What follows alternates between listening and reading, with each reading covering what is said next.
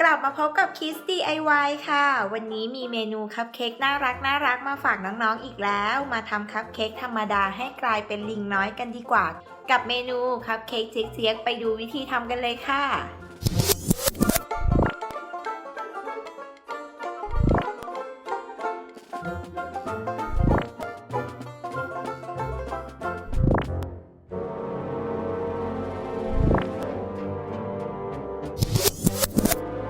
เราจะเริ่มที่นำช็อกโกแลตนะคะมาทาลงบนคัพเค้กให้ทั่วเลยค่ะ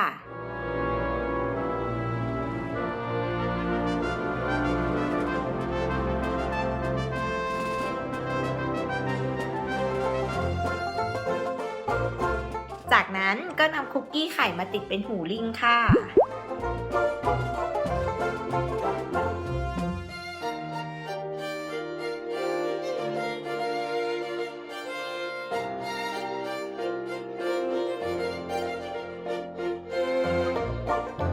โรยเกล็ดน้ำตาลรสช็อกโกแลตลงไปให้เต็มเลยนะคะ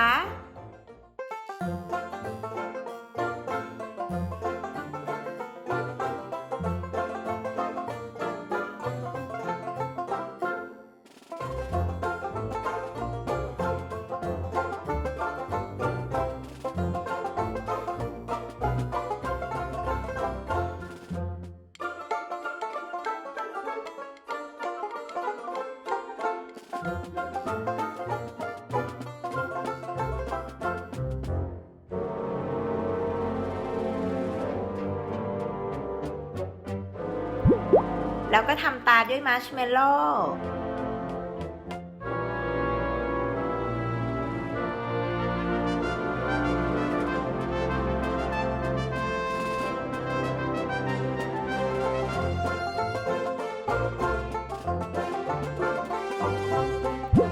ตกแต่งเป็นหน้าลิงด้วยช็อกโกแลตซอส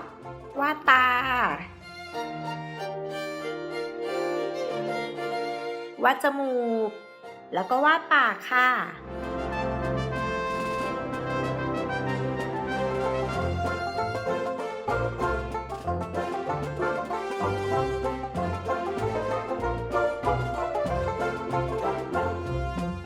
เรียบร้อยแล้วคัพเค้กเจี๊ยกๆหรือว่าคัพเค้กลิงน้อยนะคะเมนูนี้น้องๆสามารถใส่จินตนาการความคิดสร้างสรรค์แถมยังได้ฝึกสมาธิอีกด้วยนะคะ